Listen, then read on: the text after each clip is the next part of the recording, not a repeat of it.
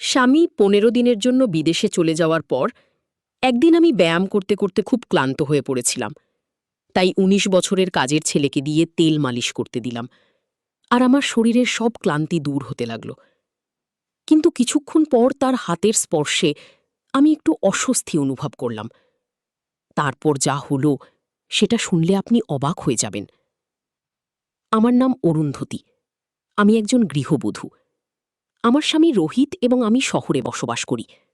আমাদের গ্রামে একটি বড় বাড়ি আছে, যেখানে আমি আমার শ্বশুরবাড়ির লোকদের সাথে দীর্ঘদিন ধরে থাকতাম। দীর্ঘ ৭ বছর পর আমরা শহরে চলে আসি এবং আমি একসময় গ্রামের ঘরের কাজকর্ম থেকে মুক্তি পাই। কিন্তু এখানে আসার পর আমি নতুন এক সমস্যা নিয়ে পড়লাম। শহরের জীবন যেমন আরামদায়ক, তেমনি কাজের চাপে অনেক কিছুই সামলাতে হয়। আমার এক শৈশবের বন্ধু তনুশ্রী একই শহরে থাকত।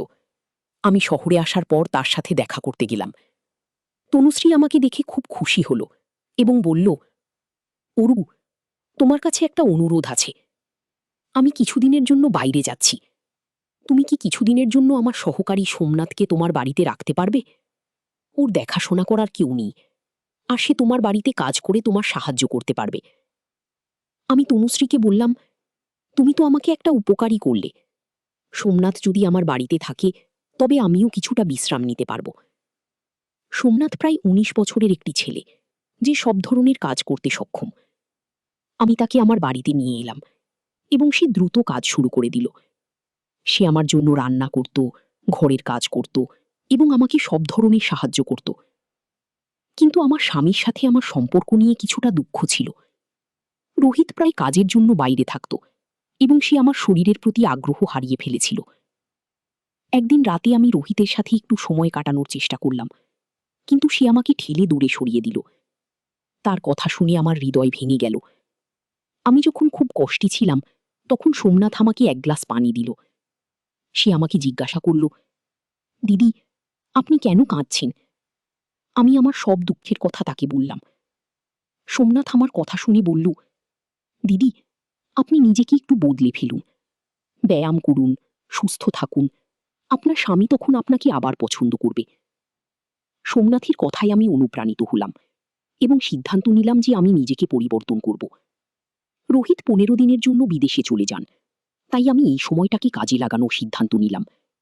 প্রতিদিন সকালে আমি এবং সোমনাথ হাঁটতে যেতাম এবং সে আমার জন্য একটি ব্যায়ামের রুটিন ঠিক করে দিল। সে আমার খাবারের তালিকা ঠিক করল এবং আমাকে স্বাস্থ্যকর খাবার খেতে উৎসাহিত করল। একদিন আমি ব্যায়াম করতে করতে খুব ক্লান্ত হয়ে পড়েছিলাম। তখন সোমনাথ বলল, দিদি, আজ আপনি খুব ক্লান্ত, আসুন আজ আমি আপনাকে তেল মালিশ করে দিই। আমি রাজি হলাম, কারণ আমি সত্যিই ক্লান্ত ছিলাম। সোমনাথ আমার পিঠে তেল মালিশ করতে শুরু করল। তার হাতের কাজ আমার শরীরের সব ক্লান্তি দূর হতে লাগলো। কিন্তু কিছুক্ষণ পর তার হাতের স্পর্শে একটু অস্বস্তি বোধ করলাম। যদিও তার কাজে আমি সাধারণত খুশি ছিলাম, আমি বুঝতে পারছিলাম না কিভাবে প্রতিক্রিয়া জানাবো, তাই আমি চুপচাপ রইলাম। সোমনাথ আমার প্রতিক্রিয়া দেখেই থেমে গেল এবং বলল, দিদি, আপনাকে আঘাত করতে চাইনি, দয়া করে আমাকে ক্ষমা করবেন। আমি চুপচাপ ছিলাম, কারণ আমি নিজেও বুঝতে পারছিলাম না কি ঘটেছে। সেদিনের পর থেকে সোমনাথ আরও যত্নবান হয়ে উঠল। সে সবসময় আমার পাশে থাকত এবং আমার শরীরের পরিবর্তনগুলো নিয়ে গর্ববোধ করত। আমি লক্ষ্য করলাম সেই ১৫ দিনে আমাদের মধ্যে একটি বিশেষ সম্পর্ক গড়ে উঠেছে। রোহিত যখন ফিরে এলো, সে আমার পরিবর্তন দেখে অবাক হয়ে গেল। সে আমাকে প্রশংসা করল এবং বলল, অরুন্ধতী, তুমি এত সুন্দর এবং ফিট হয়ে গেছো। আমি তোমাকে নতুন করে ভালোবাসতে শুরু করেছি। আমি হাসি মুখে তার কথা শুনলাম এবং মনে মনে ভেবেছিলাম এই পিছনে সোমনাথের প্রচেষ্টা কতটা মূল্যবান। কিন্তু আমি বুঝতে পারলাম সোমনাথের সাথে আমার সম্পর্ক আরো গভীর হয়েছে, যা বন্ধুত্বের সীমা ছাড়িয়ে গেছে।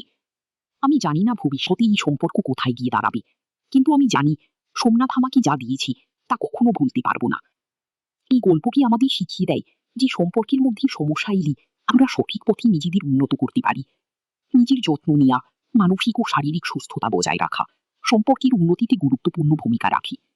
তবে আমাদের ব্যক্তিগত সীমারেখা ও নৈতিকতার প্রতি সচেতনতা থাকা উচিত, যাতে আমরা ভুল সিদ্ধান্তে না পৌঁছাই। মানুষের সম্পর্কের গভীরতা অনেক সময় আমাদের ভাবনার বাইরে চলে যেতে পারে, কিন্তু তা নিয়ন্ত্রণে রাখা আমাদের ব্যক্তিগত দায়িত্ব। সঠিক চিন্তাভাবনা এবং সচেতনতা আমাদের জীবনের সঠিক পথে নিয়ে যেতে পারে। তো বন্ধুরা, এই গল্পটি যদি আপনাদের ভালো লেগে থাকে তাহলে অবশ্যই চ্যানেলটি সাবস্ক্রাইব করবেন এবং আপনার মূল্যবান মতামত জানাবেন। ততক্ষণ পর্যন্ত ভালো থাকুন, সুস্থ থাকুন। ধন্যবাদ।